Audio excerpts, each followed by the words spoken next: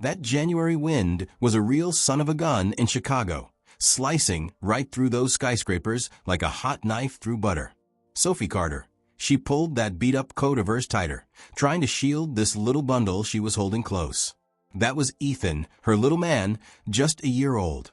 He wiggled a bit, and I could feel his tiny breaths warming up my neck. "It's okay, sweetheart," she whispered to him, her words turning into a puff of smoke in the freezing air. "Mommy's got you." Then her phone started buzzing, the third time that morning it had gone off already. She didn't even need to look to know it was Lena, her babysitter, probably saying sorry again for being sick. "Sophie," she let out a sigh, feeling all kinds of messed up with being frustrated, but also feeling bad for Lena. It wasn't Lena's fault she was sick, but that didn't change the situation she was in. There wasn't a daycare in the city that would take Ethan on such short notice, and she sure as heck couldn't afford to miss work, not with the rent due in just 4 days. As she rushed through the streets with all those busybodies, the Harrington Industries building rose up in front of her. That glass front of it was reflecting the grayish sky, like a cold, hard mirror compared to the mess of Sophie's life right then. For the last half a year, she'd been working as a cleaner in that giant company, coming in before the sun even thought about rising, just to scrub floors and wipe down desks before those big-shot executives even set foot in their fancy offices. It wasn't glamorous by any means, but it paid better than most cleaning jobs, and her supervisor, Angela, had been pretty understanding. At least, she had been until now. Sophie's hands were shaking as she swiped her employee badge at the service entrance. The weight of Ethan in that baby carrier felt heavier with every step she took. She'd packed everything she could think of to keep him quiet, like bottles, diapers, and that stupid stuffed elephant he loved so much. If she could just make it through this one shift without anyone noticing. But deep down, she knew she was playing a risky game. If anyone found out she had brought her baby to work, especially him, she'd be in a whole lot of trouble and fired. And if she lost this job, there wouldn't be no second chances for her. No plan B, just an eviction notice, and a future that was about as clear as mud. The executive floor was quiet as a tomb as Sophie stepped out of that service elevator, pushing her cleaning cart with as much care as she could muster. The early morning sun peeked through those giant windows, spreading a golden light across the shiny, modern office. Usually, she might have taken a minute to look at that amazing view of the city, but not today. She didn't have time for distractions. Every step she took was carefully thought out. Every breath was a silent prayer that Ethan would stay asleep. She moved quickly, wiping down the surfaces in the reception area before sneaking into the main hallway. So far, so good. The baby, all snug against her chest, wasn't making a peep, his warm breath nice and steady against her collarbone. She just had to get through this one shift. Nobody would ever have to know. But just when she got to the last thing on her list, Ethan started to wake up. Sophie's heart jumped into her throat as she quickly reached for his pacifier, gently putting it in his mouth, hoping to quiet him. Nathaniel Harrington's office was just as intimidating as the man himself. Immaculate, modern, and colder than a well-digger's, but that's what his office was. Dark leather chairs, a shiny glass desk, and decorations that were as minimal as possible. It screamed power and control, that's for sure. Sophie had heard all about him, in those hushed whispers that went around the office. A real smart guy, but a ruthless CEO, they said. A guy who built empires and crushed the competition without thinking twice. Cold, calculating. And he definitely didn't like anything messing with his focus. Especially not something that came in the form of a crying baby. She had barely started wiping down that desk when Ethan started to wiggle again, his little fingers grabbing onto her sweater. A soft little whimper came out of him. Sophie froze solid, her heart pounding in her chest. "Please, baby," she whispered, practically begging him, bouncing on her feet a little bit. Just a few more minutes. But Ethan had other plans, as babies tend to do. That whimper turned into a full-blown fuss, and before she could stop it, a loud cry echoed through that giant office. Sophie panicked, grabbing for the bottle, the pacifier, anything to quiet him before. Slam. The office door burst open. "What the hell is going on in here?" A deep voice, like thunder, sent a shiver of fear down Sophie's spine. Slowly, she turned around, her breath catching in her throat as she looked face to face with Nathaniel Harrington himself. He was standing in that doorway, tall, and you couldn't mistake him in that fancy charcoal suit, his blue eyes narrowing as he took it all in. His face was tight with irritation as he looked at the scene in front of him. A trembling cleaner, a screaming baby, and cleaning supplies scattered all over the floor. Sophie saw her whole life flash before her eyes. "Mr. Harrington, I can explain," she stammered, her voice barely a whisper. Nathaniel's cold eyes went from her to Ethan, his jaw tightening. "Why is there a child in my office?" His words were sharp, like a knife, cutting right through Ethan's cries. Sophie held her son tighter, dread building up in her stomach.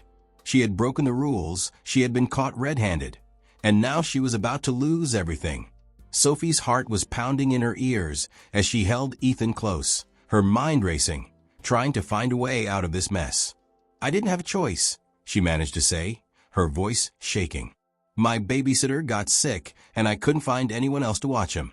I know it's against the rules, but I swear he won't be any trouble. I'll work twice as hard, I'll stay late. Please, Mr. Harrington, I just need this job." Her plea hung in the air, but Nathaniel didn't seem moved at all, his blue eyes looking her over with an intensity that made her want to disappear. Ethan, not knowing what was going on, let out another whimper, his little hands grabbing onto Sophie's shirt. Then, to her complete surprise, instead of yelling at her or having security drag her out, Nathaniel did something completely unexpected. He took a step forward, looking from Sophie to the baby in her arms. "May I?" His voice, while still controlled, wasn't as harsh as it had been before, replaced with something she couldn't quite put her finger on. Sophie was stunned and didn't know what to say. This was Nathaniel Harrington, the same guy who everyone said would fire you for sneezing too loud, the same guy who just walking into a room made everyone nervous. But here he was, asking to hold her little boy?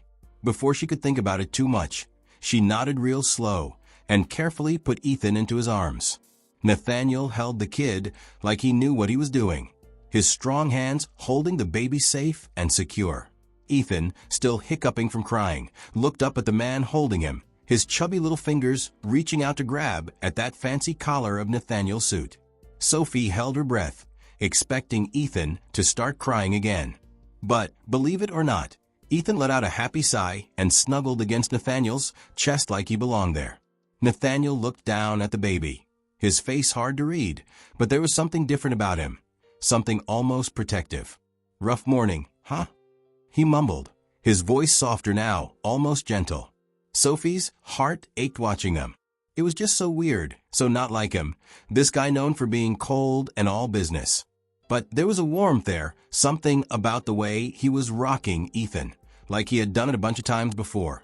For a minute, the office was quiet, except for the sounds of the city coming in through the windows.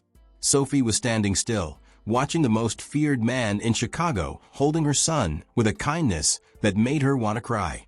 But then, just like that, it was over. Nathaniel's phone buzzed in his pocket, pulling him back to reality. His face changed, the warmth gone like it never even happened. Carefully, he gave Ethan back to Sophie and straightened his tie as he backed away. "You can't bring him into the office again," he said. But his voice wasn't as mean as it was before. Sophie felt sick to her stomach, but before she could say anything, he kept talking. "There's a daycare in the building next door for the company. It's usually for the important executives, but I'll make an exception. Starting tomorrow, he'll have a spot there." Sophie blinked, thinking she must have heard him wrong. I can't afford. I'll cover the cost," Nathaniel said quickly, his voice firm.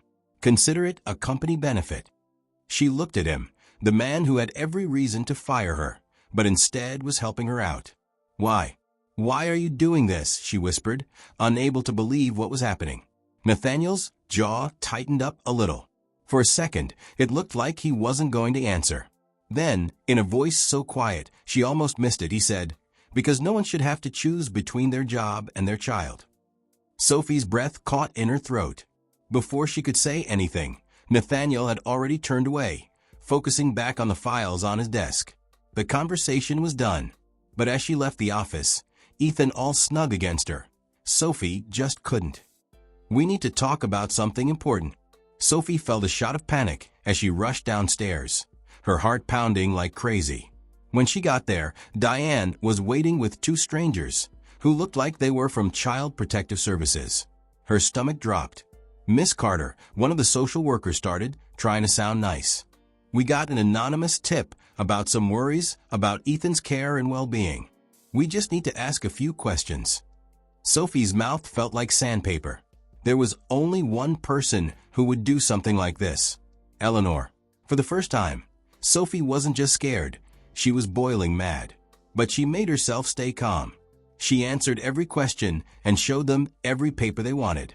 But then came the one question she was dreading the most. "Miss Carter, are you Ethan's biological mother?" The room got silent. Sophie's hands clenched into fists in her lap. This was it. The moment everything could fall apart. She had spent the last year raising Ethan like he was her own, loving him more than anything. But legally, he wasn't hers. Taking a shaky breath, she told them the truth. Ethan wasn't her son. He was her nephew. Her sister, Lucy, had been killed in a car crash when Ethan was only a few weeks old. Since there was no dad around, Sophie had taken him in without thinking twice, promising to protect him no matter what. But she had never legally adopted him. She was too scared and worried that someone would tell her she wasn't good enough. Now, that fear was right in front of her. The social workers looked at each other, writing things down. Sophie's chest felt tight. What if they took him away from her? Then, before anyone could say anything else, the door burst open. "I assume you're here about Ethan." Nathaniel's voice was calm, but there was a hint of danger in it. He walked into the room like he owned the place, his blue eyes locked onto the social workers. Sophie was shocked. "Nathaniel, what are you?" "I'm here to clear up any worries," he said smoothly. "Ethan is well cared for, he has everything he needs, and if custody is a concern, there's a simple fix." He turned to face her, and in that moment, Sophie knew things were about to change. "Marry me." Those words made the room go silent. Sophie's breath caught. "What?" Nathaniel didn't even hesitate. "If we're married, no one can question Ethan's well-being. It will give you the legal rights you need to adopt him without any problems. It protects him, and it protects you." Sophie stared at him, her mind spinning. Was this really happening? The social workers looked uncomfortable. "Mr. Harrington, marriage isn't needed in a case like this." "I disagree," Nathaniel said coolly. "I have the money and power to make sure Ethan is safe. If he was legally my son, no one, not even my mother, could challenge Sophie's custody."